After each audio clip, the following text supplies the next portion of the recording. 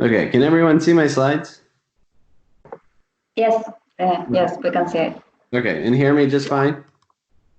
Yes, that's Okay, perfect. great. So um, I'm currently a postdoc. I work with Rob Last at Michigan State University. Um, and b- I'm interested in plant chemical diversity. And so the system that I'm working on is these compounds. Let me turn on my a laser pointer.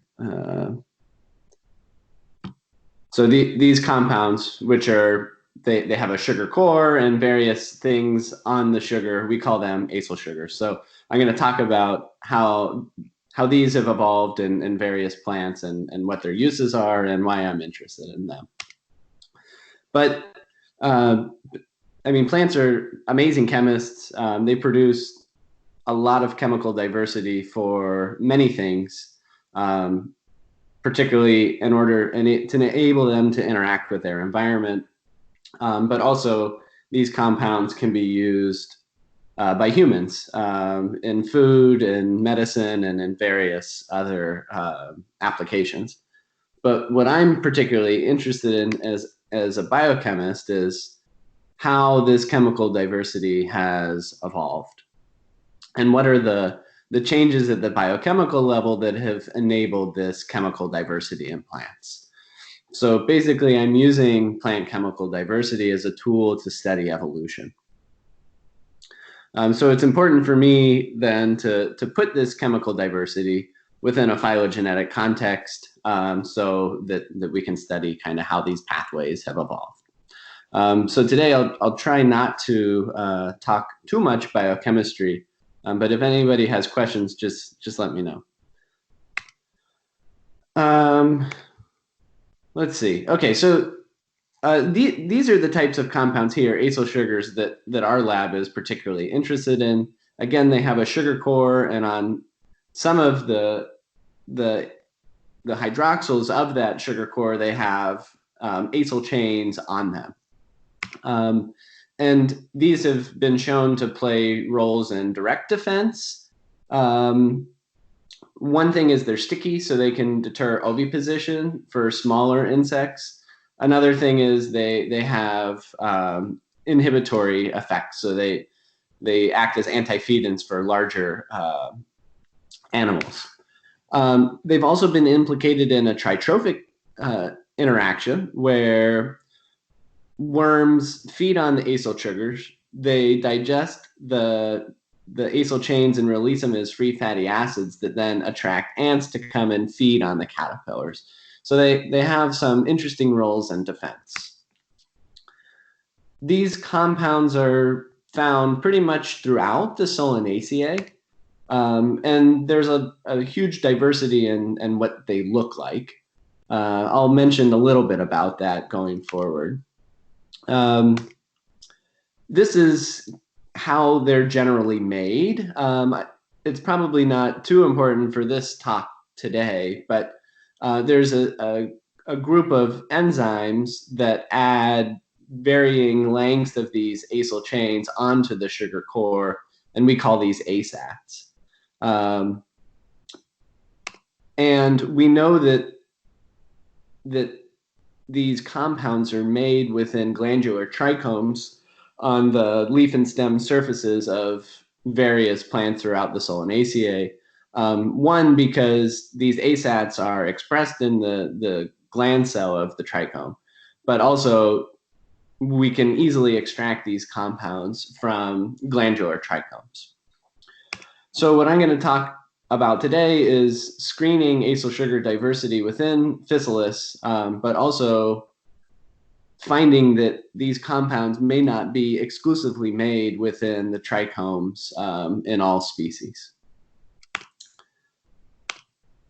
So I started this project by collecting some germplasm. I didn't collect the germplasm. I got the germplasm from GRIN, which is a seed storage database within the US. And I obtained this germplasm for various Physalis philadelphica that was collected all throughout Mexico. And I've highlighted a few that I'll show data for. But as many of you may know, tomatillos are sticky on the surface of the fruit. And actually, some of the stickiness has to do with acylsugars. Some of the germplasm that I grew in a common garden last summer, they were quite diverse in size and shape. Some of these have been collected from the wild, particularly these species over here, and some had been domesticated to some degree, particularly this species, the 662882. So I was interested in knowing if acylsugars were different across these diverse germplasm or not. So what I did was I collected acylsugars from the fruit surface and then quantified that. And what you can see is, so each bar here is the relative amount of acylsugars on the fruit surface for each of these germplasms. And you can see that acylsugars tend to inversely correlate with fruit size.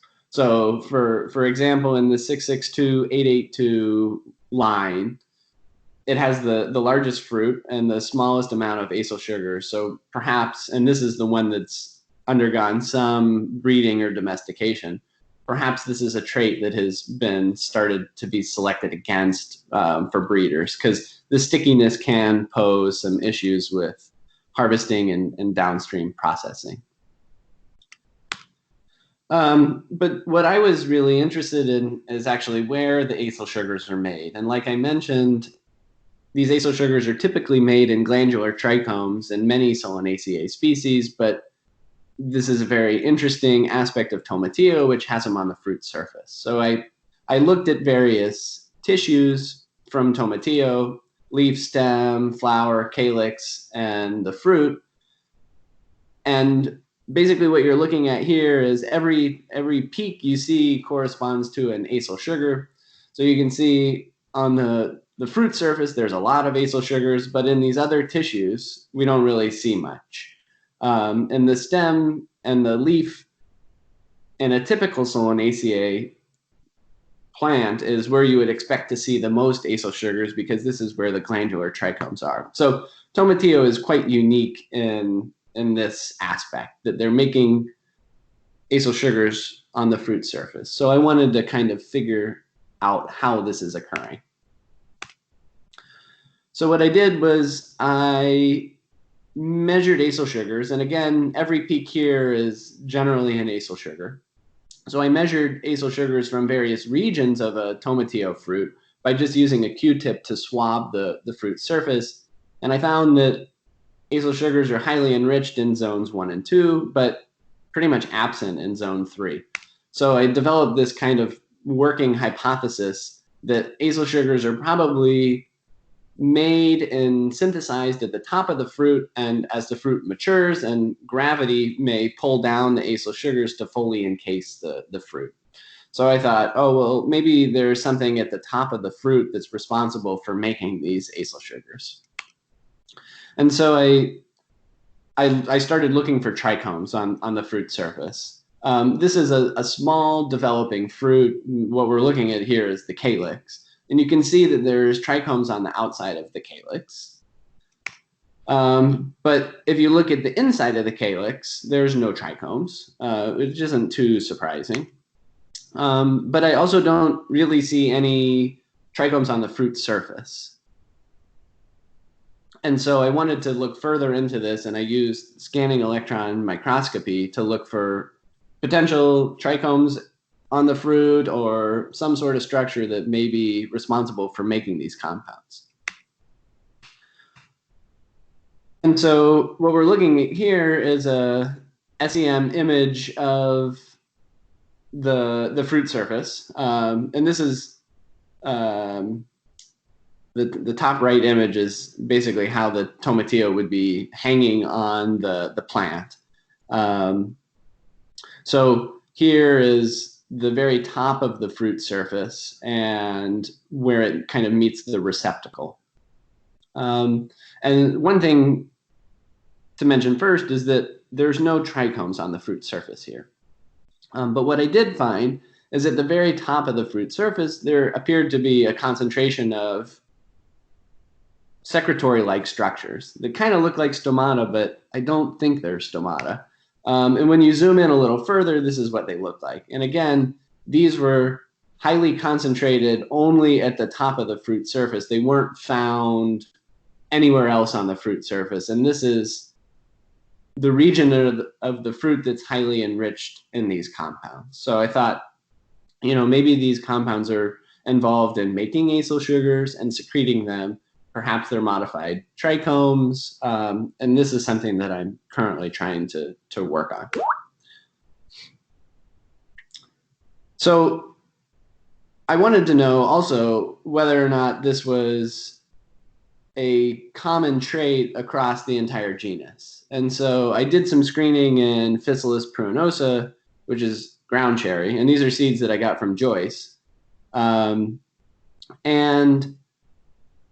I screened the fruit surface, the calyx, and the leaf tissue and found that acyl sugars were present on the calyx and the leaf, but not on the fruit. So this doesn't appear to be conserved across the whole genus, and it may be sparsely distributed or only found in species that are closely related to Tomatillo. Again, this is something that I'd like to pursue. But I also did scanning electron microscopy for the fruit of Physalis pruinosa. And again, in the region that's at the very top of the fruit, I did see similar looking structures to those found in Tomatillo, although they aren't as highly concentrated. And this is what it looks like under higher magnification. So very similar to what I saw on the Tomatillo fruit. But on the interior of the calyx, or the fruit-facing side of the calyx, I see glandular trichomes. So I think these glandular trichomes are what's responsible for this high abundance of acyl sugars on the calyx. And I get this question a lot. People ask that these look a lot like stomata, and I agree. And perhaps they are stomata, I don't know. But I do have some images of what the stomata look like on the leaf surface. And these are scanning electron microscopy images from Physalis pruinosa leaf surface. So these are the stomata. And this is also one that was on the calyx. So basically what I want to do moving forward, and the nice thing about presenting to this group, is I want to know how acyl sugars moved from the trichomes to the fruit surface. And to answer this question, I need to do some molecular biology. And this will be aided by the genome sequence of Physalis pruinosa. But what I'm really interested in is how widespread the accumulation of acyl sugars on the fruit surface within the genus Physalis is. I've found one species, Tomatillo, where acyl sugars accumulate on the fruit surface, and one species in Physalis pruinosa where they don't. I'd like to screen the genus more broadly and try and map these traits onto a phylogenetic context to try to get at understanding how this trait has evolved. And the last thing that I'm working on is within Tomatillo, using CRISPR-Cas9 to try and remove the stickiness from the fruit surface. And with that, I'd probably just stop presenting and take some questions if anybody has any. So let me unshare my screen.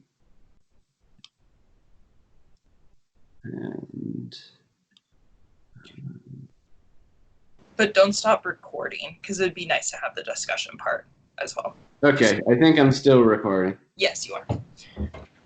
Interesting talk and interesting topic. I think there's a lot of questions to be asked for sure within that. some that I think of is like, do you like the stickiness? It seems like it varies between tissue. Do you think that's part of defense? Like maybe different insects are eating the calyx to get in, so it's just defending at that range versus the fruits. I don't know. Maybe it's just different things that are eating it. So there's higher concentrations in different tissues. Or I don't have a great answer. I think that's something. So a question that I wonder is, the calyx encapsulating the fruit is already kind of a physical defensive structure. And if acylsugars are on the calyx, then it also has some chemical defenses.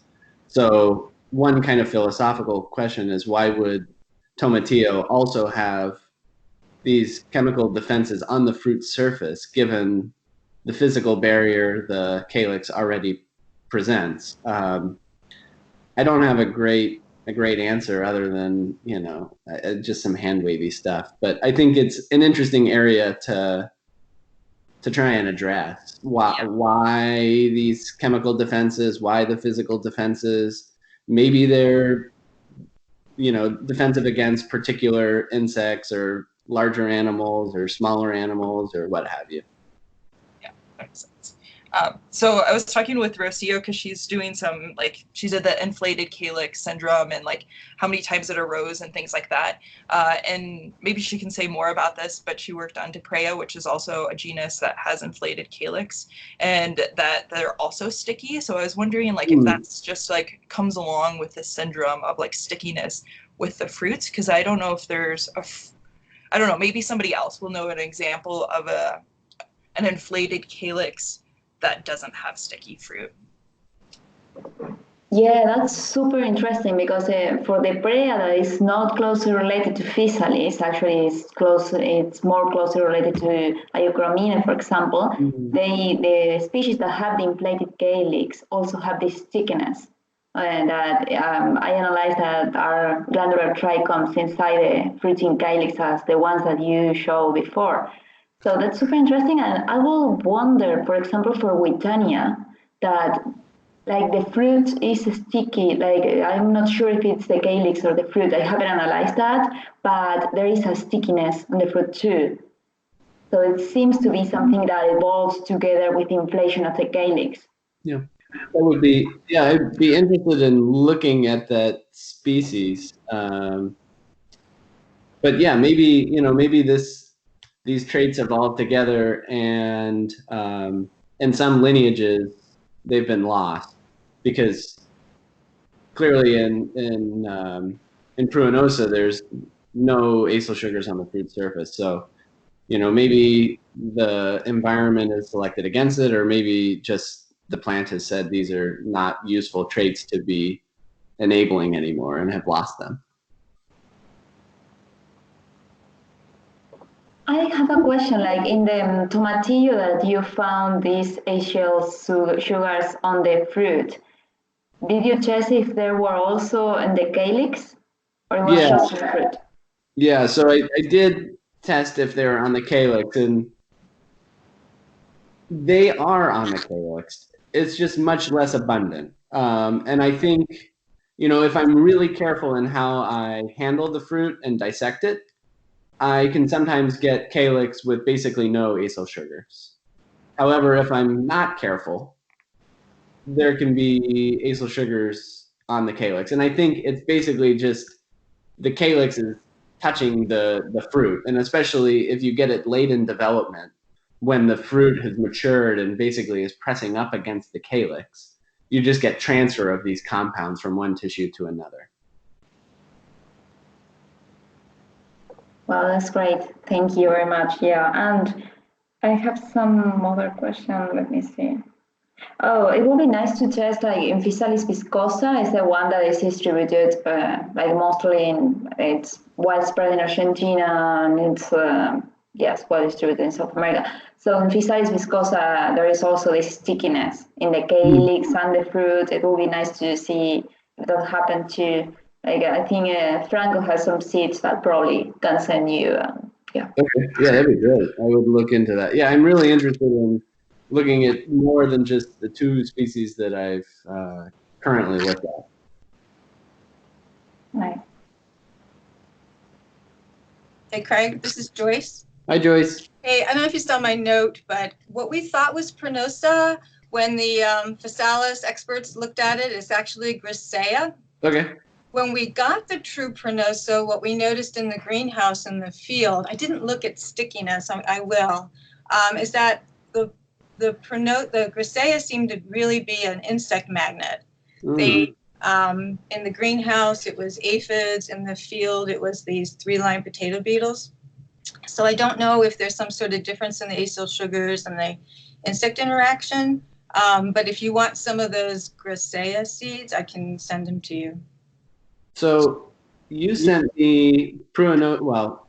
Yeah, what we thought was pruinosa. ZL01, ZL05, is that?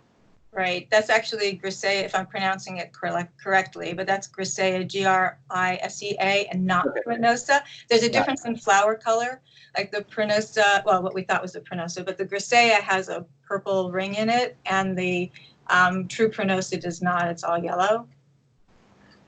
Yeah, and there are also differences in the calyx lobes. Like pruinosa have these lacineate calyx lobes that are much thinner than the ones in Grisaea, actually.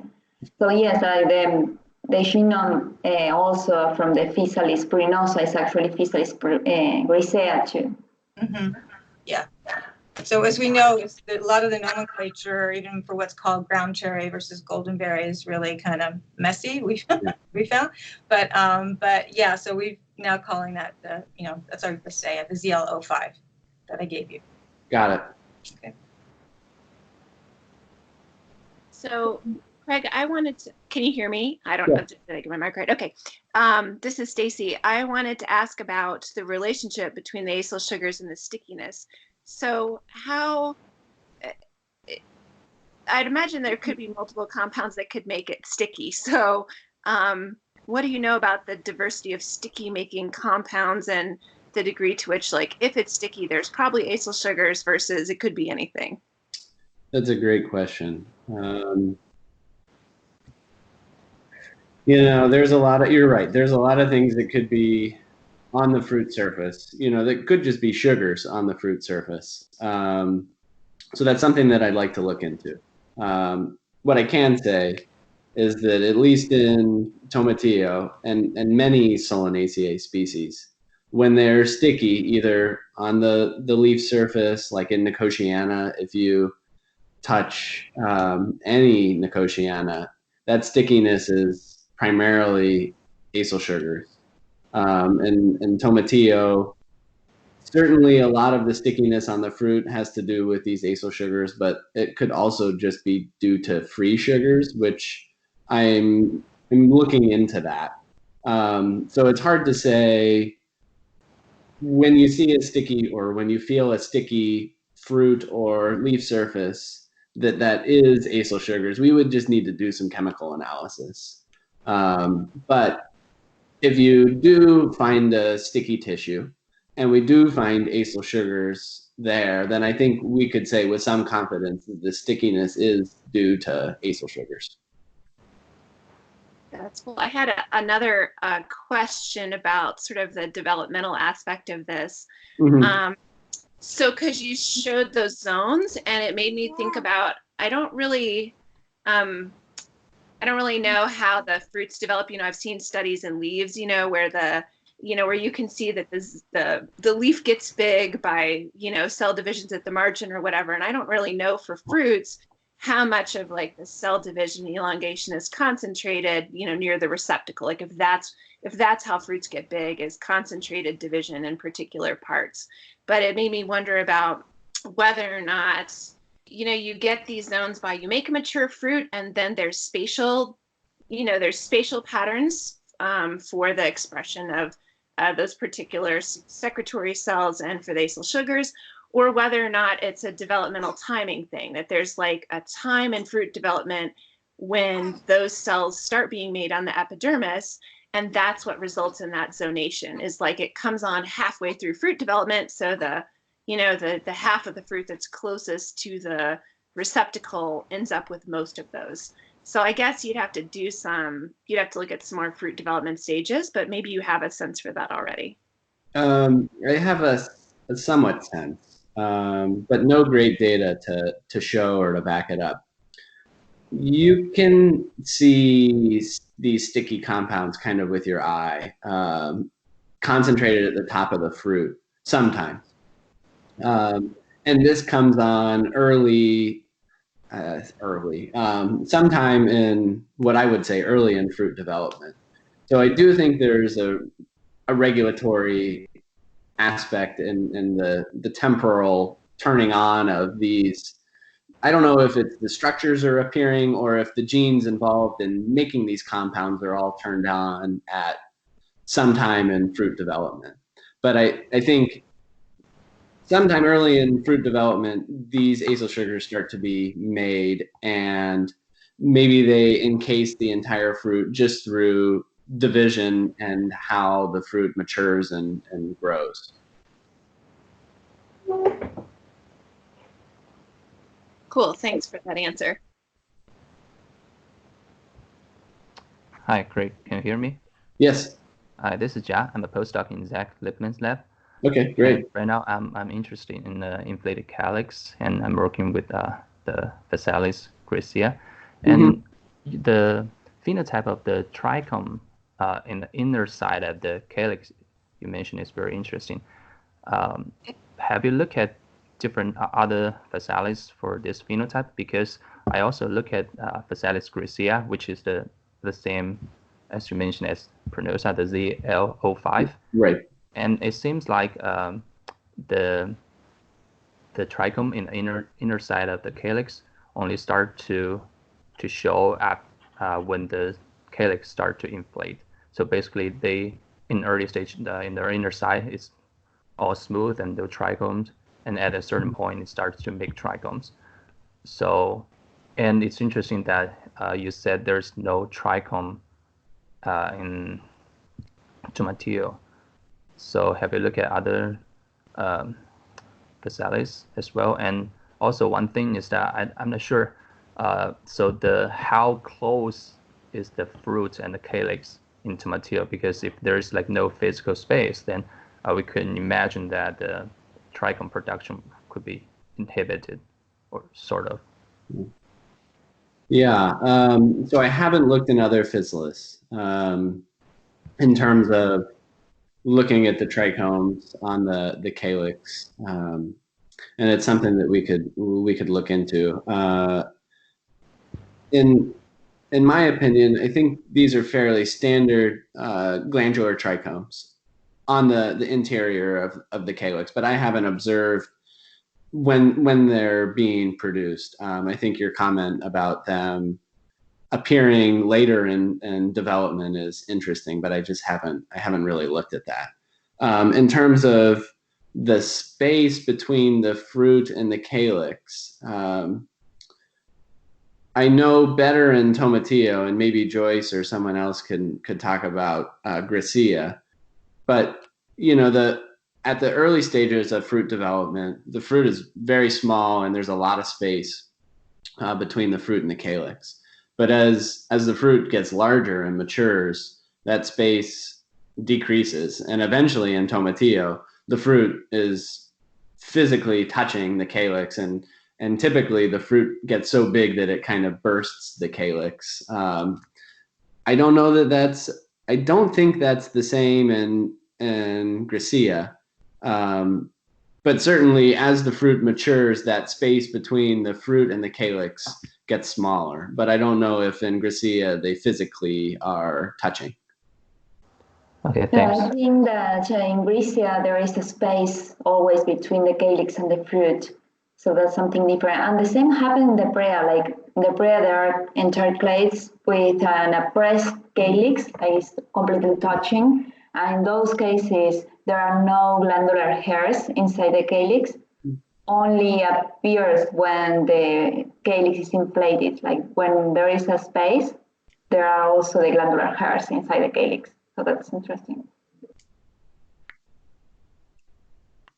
Yeah, thanks. Yep. Okay, I have another question because my brain is now thinking about the regulation of this and the potential to use sort of the diversity of species that have been studied for these acyl sugars to find some of these regulators. Mm-hmm. I seem to remember that, like, at least don't some of the species you have transcriptomic data? Like, I would bet that at least some part of the regulatory network that talks to these acyl sugars is working, even if the structures are different. You know, even if in, say, salpigloss, it's in the glandular trichomes, and in, and then in Physalis, it's in these little structures on the fruit surface. I'd still guess that some of the regulatory mechanisms are the same. So I'm wondering if you had transcriptomic data, you might be able to find some, do a Venn diagram and find some overlapping genes that are differentially expressed in both of these different species that talk to this pathway or parts of it. So do you guys have that data? Do you think you will have it? We have data like that. We have a lot of transcriptomics data for various Solanaceae species for genes expressed in the trichomes compared to like the leaf.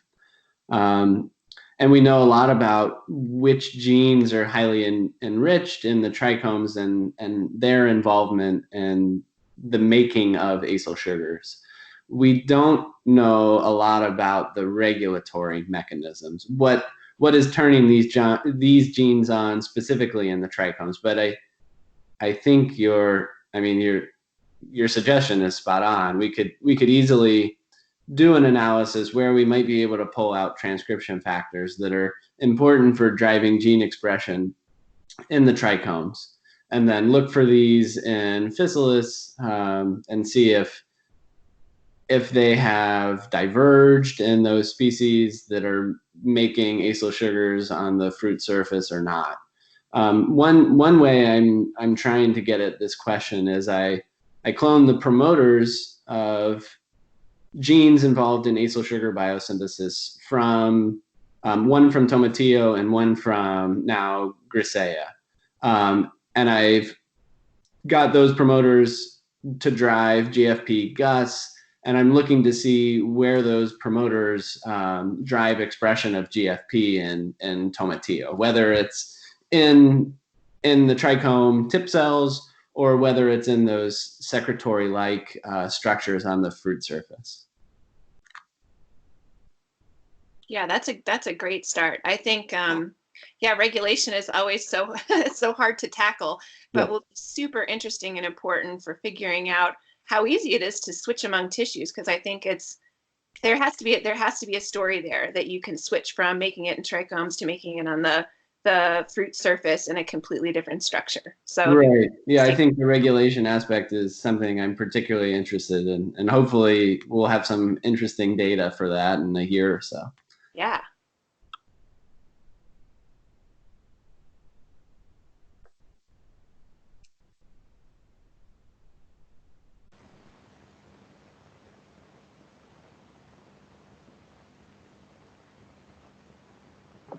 Any additional questions? Franco, do you have any question for that?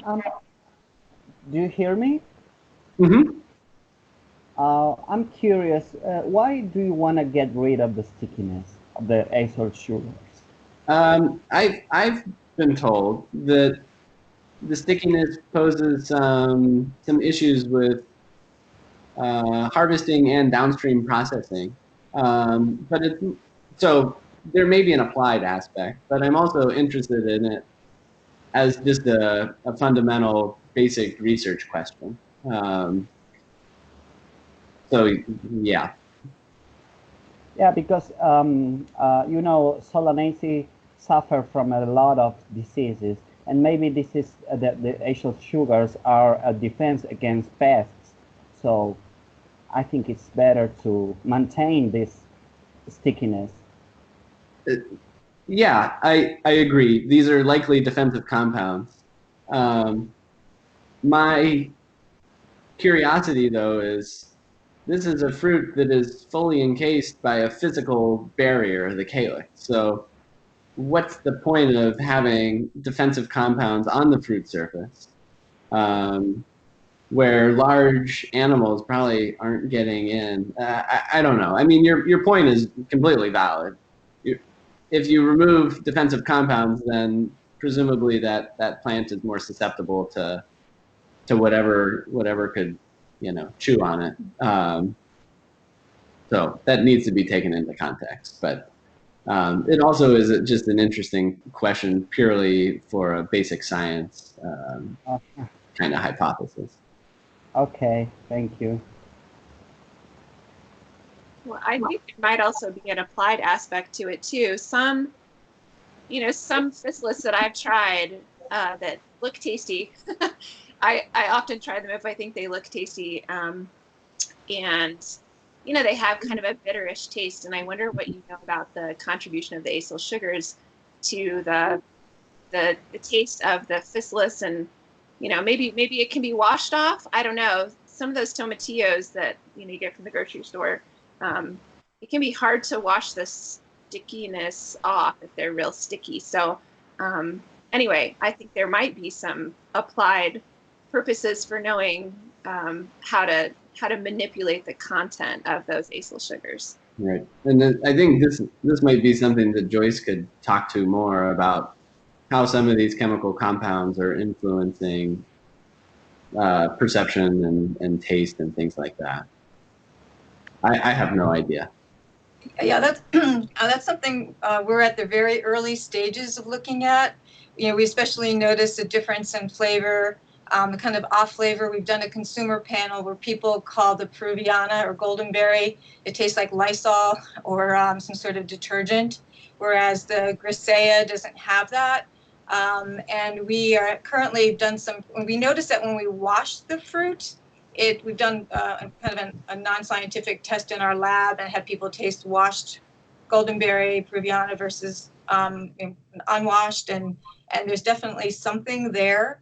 And we recently are venturing into metabolite profiles, and we're looking at that to see what compounds might be on the outside of that fruit that are contributing to those off-type flavors, but really in the early stages of it. So it'll be interesting to see what we find. Is Peruviana sticky? It's oily, actually, okay. And that's one of the things that is not such a good thing from a consumer standpoint. And talking with some of the company in Colombia that is a big producer of goldenberry, he said that consumers don't like that oily flavor, that oily feel, and sometimes they think it's been put on post-harvest and that it's something to protect it, and they don't really like it. I know when I've washed a whole bunch of Peruviana in a bowl, I put my hands in and it felt like I had hand lotion on. They were just covered in it. So it does come off, but yeah, so we're going to start looking at that soon. We've got the washes. We just need to run the analysis. But I don't really would call it sticky. It's more oily. Okay. This kind of makes me think of Physalis non-New Mexicana. I don't know if you guys have ever experienced this, but this is one of the Physalis. If you collect, it smells horrible. And I don't know what that compound is, but I think that would be kind of like an interesting thing to look at. Like maybe it's using something different than these sugars and putting off a different kind of defense, which would be kind of cool to look at.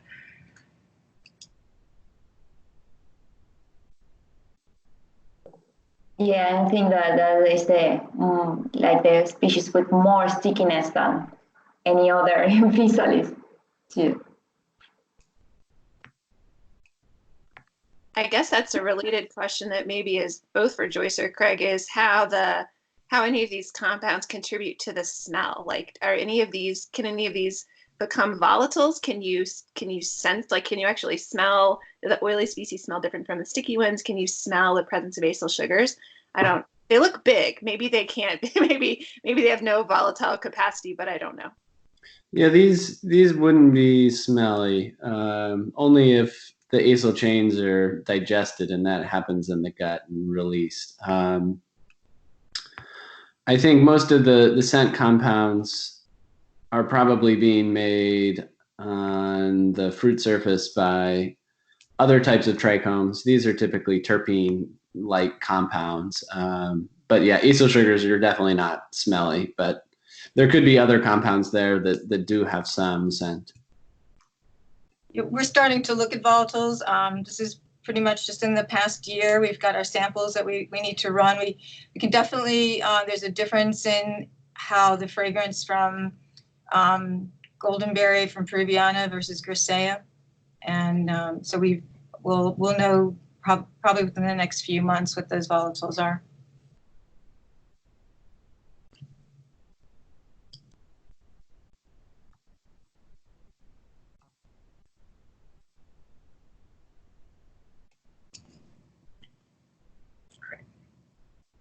Is there any more questions? If not, I think we can wrap up for this week. I have another question. A secondary metabolites can vary according to the ploidy level. Are you testing the ploidy level of your samples? I don't. I would imagine that Grisea is probably diploid, and that's probably why Zach's group decided to sequence that one. The ploidy level of Tomatillo, I'm not sure of, but yes, ploidy can have influence on, evolution of specialized metabolism, but many other things. Yeah, it's something that I'm not particularly interested in today, but it would be useful moving forward. Mm-hmm. Okay.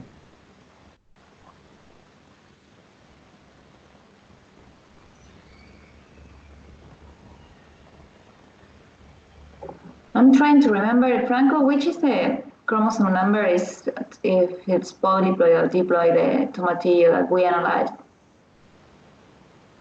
The polyploids are just the cultivated species. Yeah, that's why. We didn't found polyploids among the wild species. Well, Physalis, we tested Physalis, Ixocarpa, and philadelphica, right? Yeah. And there were polyploids or diploids, I can't remember. I will have to check. I think it's tetraploid. Oh, yeah. It's the sample that we had. Probably it will be interesting to see if your sample is also tetraploid or diploid. Yeah, our sample is cultivated. It's from a garden. Yeah, I remember.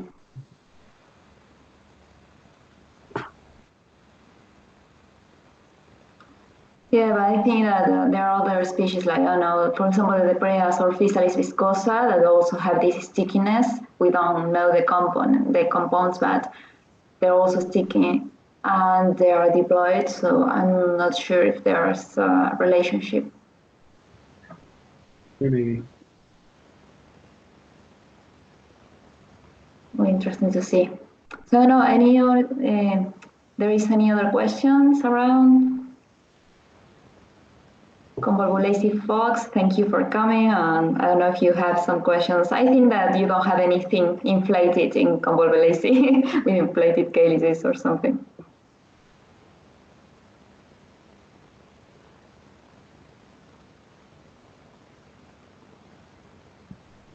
But anyway.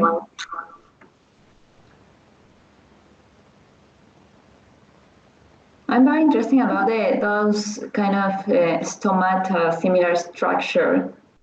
Do you have any hypothesis about which structure is if it's some sort of gland, but internal one, or have you done some like anatomical study? No, I have no idea. I guess I don't know the best way to pursue figuring out what sort of modified cell type it is. I think that would be very interesting, but I have no idea. Yeah, that would be great to see. I will check. I have some very old works of anatomy or that kind of structures, and I will try to find something similar and send to you. Okay, great.